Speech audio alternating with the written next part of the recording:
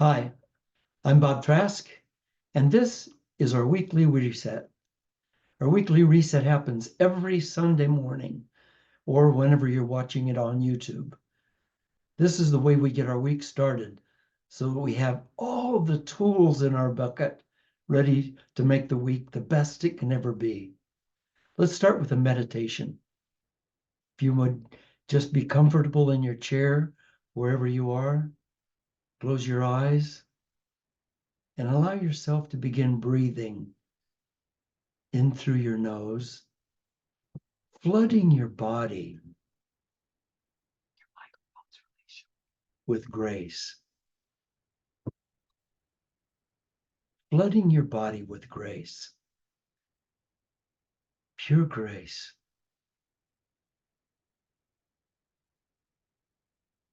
You know that space is grace.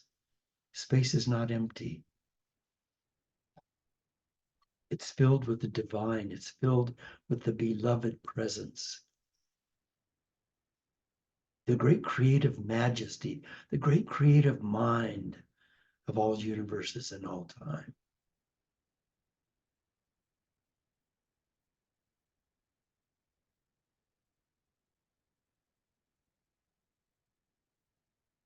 Allow that to flow into every part of your being.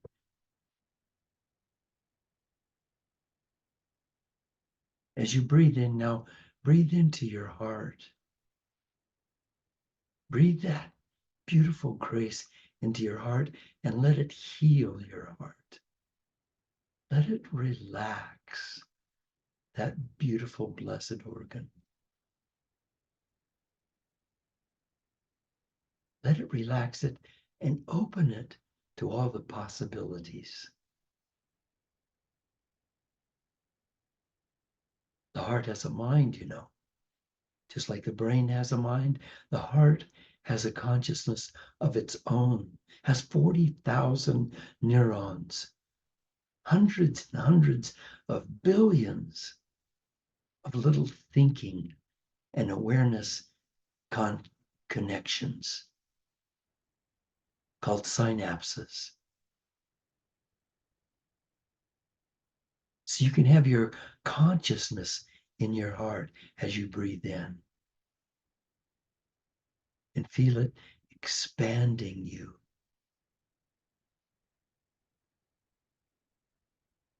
Expanding you.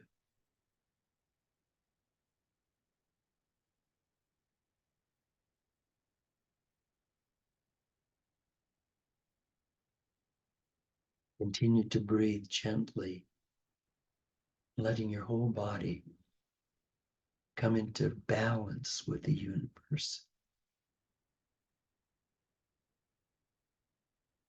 in balance with the great rhythm and harmony of life.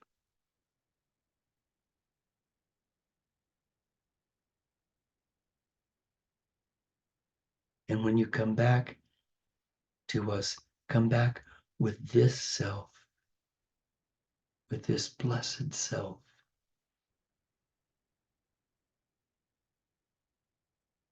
Relaxed and open and ready to grow.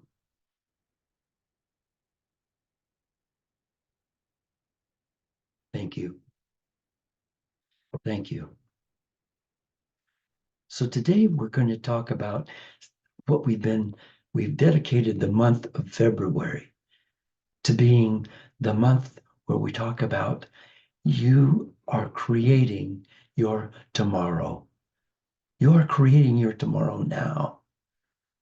And today we're going to talk about putting purpose into practice. Now that might sound redundant because we've talked about purpose a lot in the past, but we're going to look some new areas because we face daily a world that's not yet been created. And then we create it. You create it. You're a miracle worker. We're creating our own experiences of the unfolding reality around us. As the world unfolds, as life unfolds, we're creating our experiences. And I know that For some of you, and certainly for me, for many years in the very beginning of this work, I began to say, well, what do you mean? What do you mean I'm creating my reality? What do you mean I'm creating my experience? I can't be creating my experience. But we know from quantum physics that nothing exists until we observe it. That's on our intellectual, well-trained brains, that's a hard thing for us to figure out. But if we can move beyond our brains into a knowingness place, into a oneness with the universe, with the great mystery, the great magic of the universe, then we will know that everything that exists, everything that exists anywhere is an experience, is not so much a thing, but an experience. And I know that's something that we need to get into a little farther, and we're doing that in classes that we're teaching. But we're creating our own experiences of the unfolding reality around us. We create our relationships with each other, and our relationships with the world at large. And this is not to be taken lightly, because if we don't see the depth and the importance of this, that we're creating our own experiences, that we're creating our own reality every moment, like right now. The experience that you have is an experience that's being created by you, by your consciousness. We're creating our worlds, and then we must be content and content to create our worlds, to create our realities. And if we don't know, if we can't acknowledge that we're creating our realities, then that means we're just drifting around in circles on a mill pond, like a leaf in the breeze, just drift, and we just come here and we spend a few days and a few years, and then we get back off the planet, and so what? What was that all about?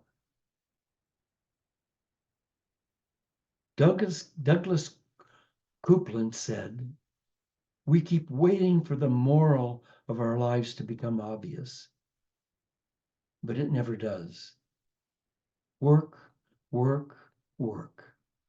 No moral, no plot, no marks, no eureka, just production schedules and days. We might as well be living inside of a photocopier.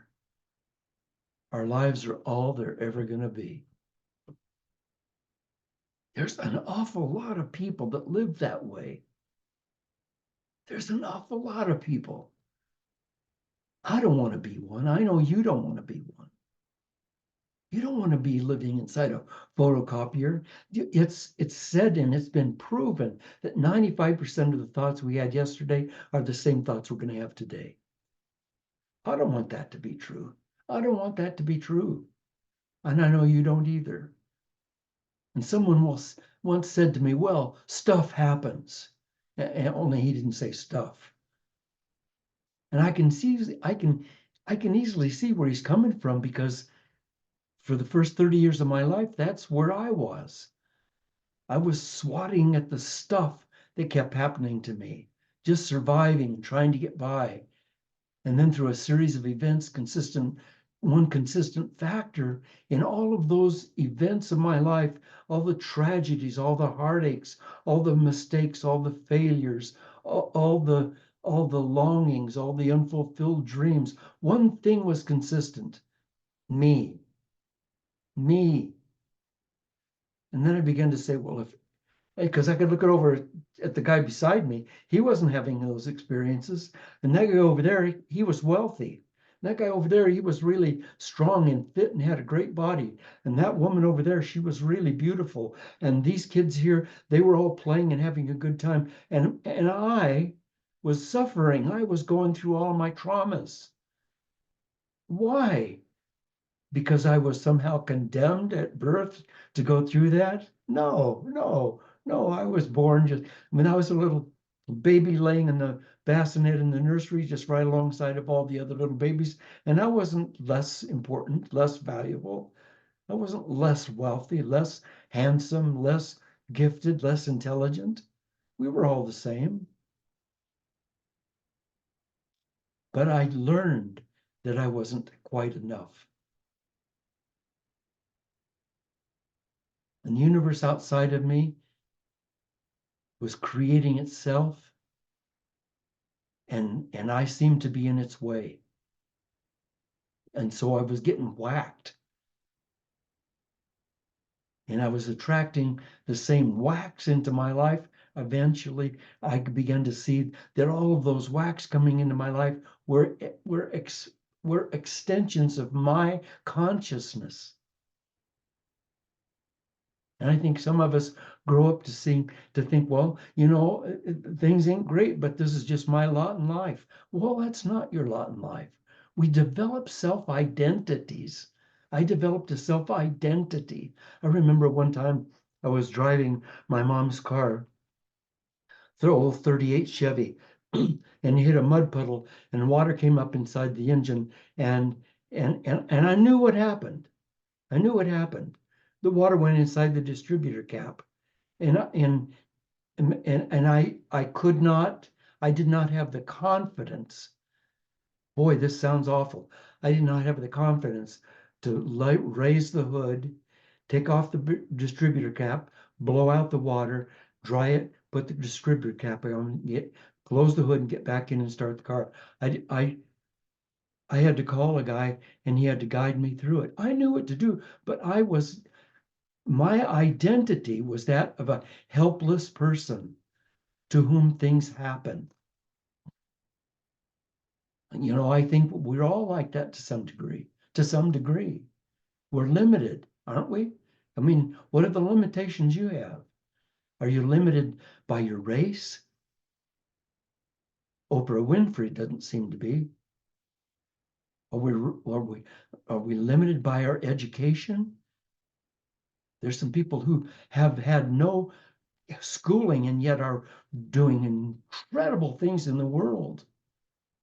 Are we limited by our gender, by our looks, by our body type, by our family background? We're not limited by any of that.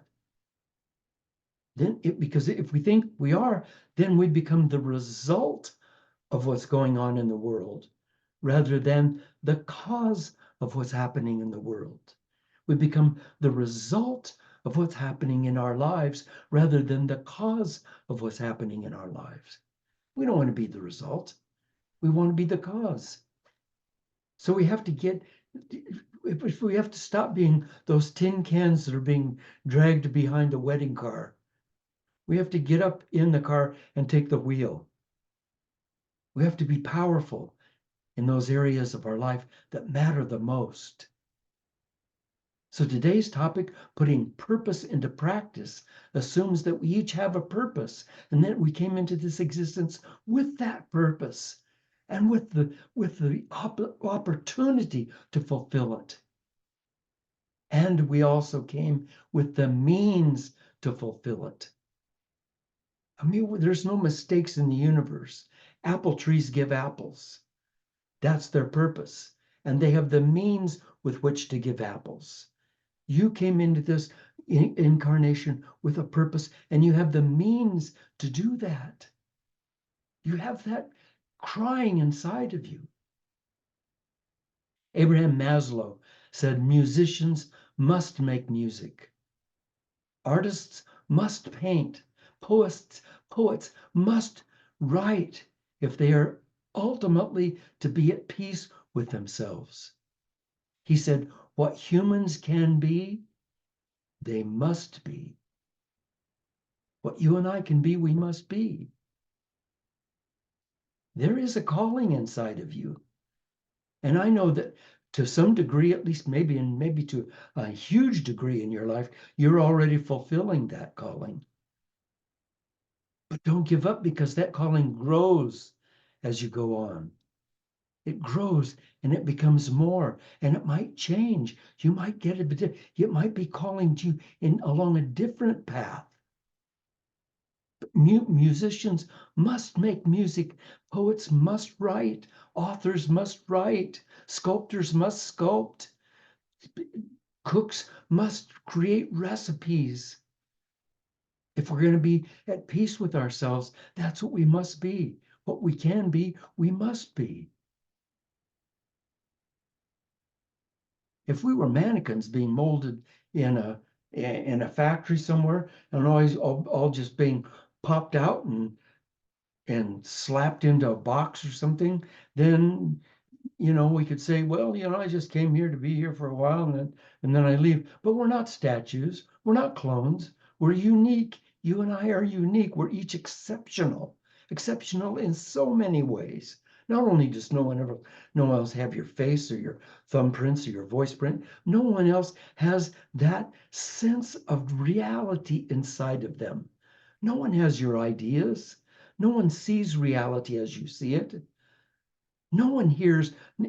There may be over the years, there may be thousands of people watching what you're watching right now and seeing this face and hearing this voice. I'll tell you, of those thousands of people, no one's seeing this same face.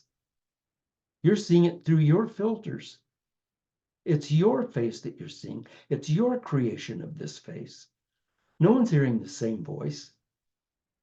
You're hearing this through your creation through your reality, through your expression, through your passion, through who you are. No one else is hearing it. You're an amazing, precious person. And here's a magic question. How did that body of yours that's so unique and different, how did it get to be so distinctive? How did it be? How did it get to be so unique and individualistic? By being created by a distinctive and singular, one-of-a-kind designer. You designed that. You were hanging around long time before you had a body. You were never born. You will never die. You have been here forever. You will be here forever. You incarnated. Like, think of the great creative mind that is all things in all things as a sea. Just think of it for a moment as a sea. And out of that sea rises a wave. And that wave will be up for a minute and then it'll slump back down and become the sea again. You were the great mind, and then individually you came up into the light. Now the light shines on you, and there's all different facets on that wave, different hundreds of different facets and way the light plays on that wave, and the light shines back out from the wave, and it's experiencing itself and expressing itself. And then it slumps back down. And I was a sea captain. I've traveled thousands and thousands and thousands of miles on the ocean. And I promise you, I have never seen two waves that were the same wave. They don't exist. In all of the oceans, there are no two waves that are exactly alike. There aren't. And there's no two yous that are exactly alike. If you can know and acknowledge that you are unique, and you can see a tree, like I talked about an apple tree. You know it's an apple tree because it creates apples. You know that's a peach tree because it creates peaches. That's a walnut tree because it creates walnuts. And what you create, the essence of you as it comes through expression in the world, tells us and tells you who you are. So you can't just sit on a rock and meditate and fulfill your life. Doing, true expression in the world comes from a sense of being. And when I can be that, when I can feel that, when I can feel that vibration inside of me, when I can feel that wisdom inside of me, when I can feel that passion inside of me, that urgency inside of me. It says, Bob, do this.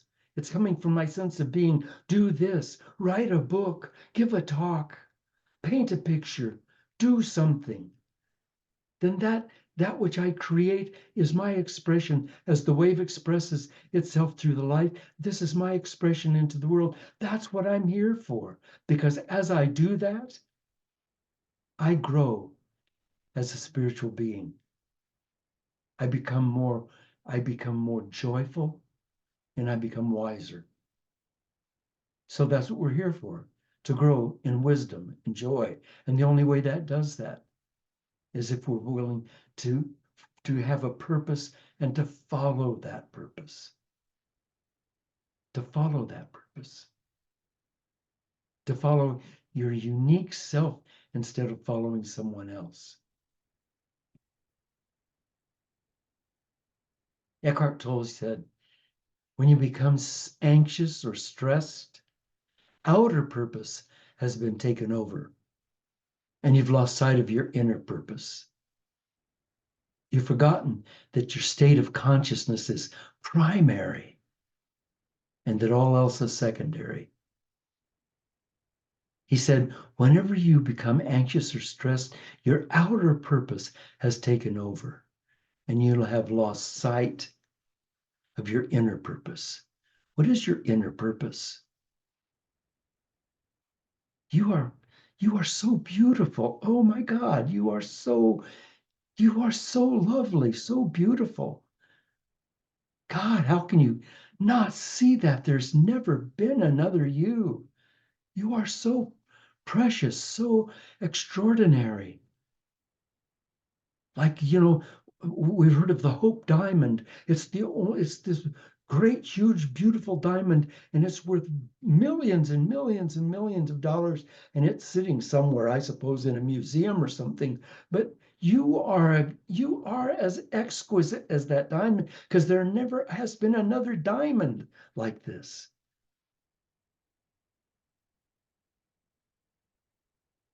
Eckhart Tolle said,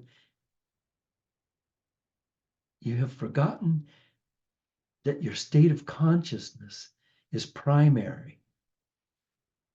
All else is secondary.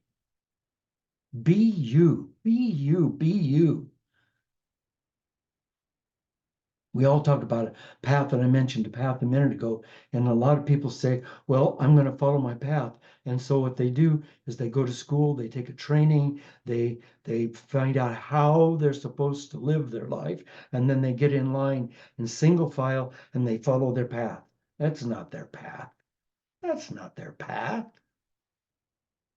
My path is I walk up at the end of the meadow and there's a deep forest in front of me. There's no path there. As I walk through the forest, I will create a path. It'll be my path. I can look over my shoulder and see it behind me. But my path is that which I am creating today. It said in Genesis, in the beginning of the Bible, it said, in the beginning, all was darkness and void. That's the jungle. That's the forest. All is darkness and void. And then God said, let there be light. And that's you. That's you saying, let there be, let me step forward into this darkness. And there was light. And as there is a path. And the light shines in the darkness, and the darkness grasps it not. That means that your path is, once you're willing to make a commitment and step forward into that jungle, the jungle begins to support you. All of the elements of life begin to support you. You can't dare not follow your path. You must dare follow your path. You must dare to be bold. You must dare to do that. Don't let your life go by. Don't let another day go by without taking a risk and reaching out somewhere to create something that's never been created before. That beautiful tangled mess of the forest is filled with possibilities calling for you to step forward and and do something. Now you say, well, I've been doing a lot. Thank you very much, but I've been doing a lot. I've been following my path and I've been creating. And I want you to just look back a while and say, have I been creating anything new? Or have I gotten myself in a rut of just recreating and recreating the same stuff? Because if I'm on purpose, if I'm following my purpose, then I'm constantly being led to a new thing. You know, there's a river running through here. There's a river running through life. It's that river of grace. It's that great sea of possibilities. It's running, it's streaming through. And there's a tree that fell down into the river, and the water's rushing against the tree, and the tree just hanging there against the current. And some of us are like trees in the current of life. We're saying, no, this is where I am. This is my security. This is what I just get in the river. Just let go. Just let go. You not only do you go with the river, after a while, you become the river. And then every day is a new day. Every night is a new night. You're in a new place. Look around. In this part of the river, you can see the mountains and the meadows. Now we're going through a village. Look, there's a bridge. It's always changing, always changing. If you're on purpose, you're constantly recreating, bringing new things, doing new things, daring to be new, daring to be new.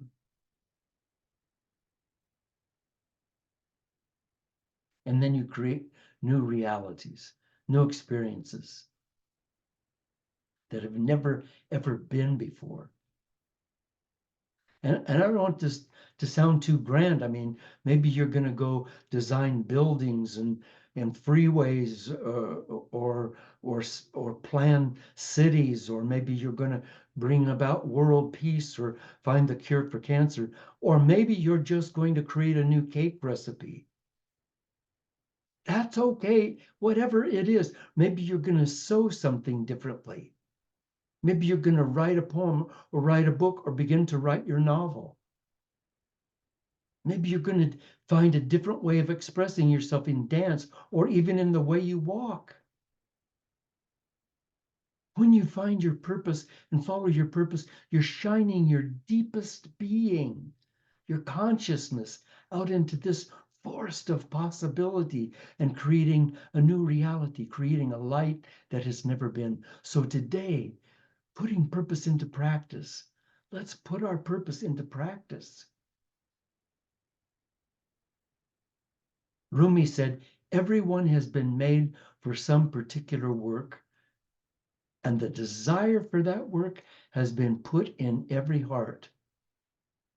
Not only, thank you, Rumi, but not only has the desire for that work, the desire for that creation been put in every heart, also the possibilities, the probabilities, and all of the elements that are necessary for its unfoldment.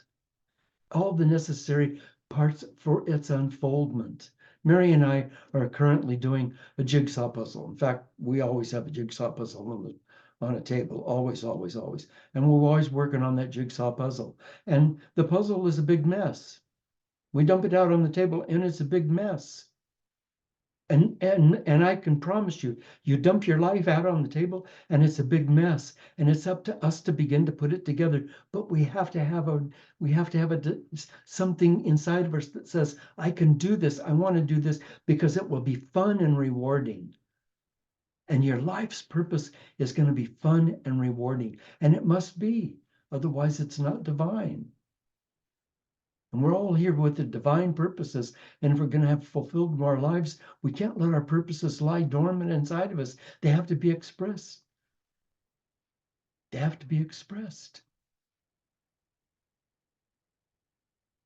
So today, can we make just one step toward honoring our individuality? Do something that honors you as a unique, singular person. Not something like I would do or someone else would do, something only you could do, only you would do. whether it's a phone call, whether it's calling Jake and saying something that will change his life, even if it's just to say, I love you, or I've always got your back. I don't care what it is. Something, do something today to honor your individuality, to put your purpose into practice.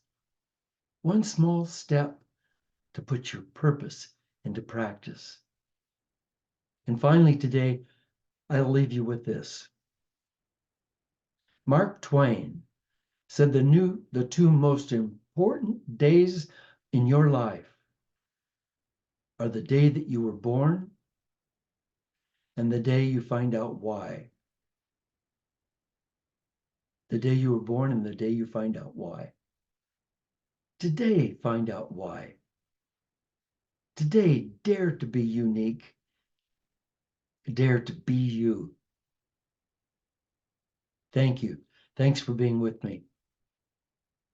I appreciate it and I love you. Would you please go to my website, bobtrask.com, and leave a donation? It helps us keep this weekly reset going, and it helps keep all of my other work in the world going, which I so appreciate, and many other people appreciate as well. Now, if you need to go, I understand. But if you want to hang around for a while, we're going to be discussing some of these things that we've been talking about in this half hour. So if you must go, go with my love, and I'll see you next week.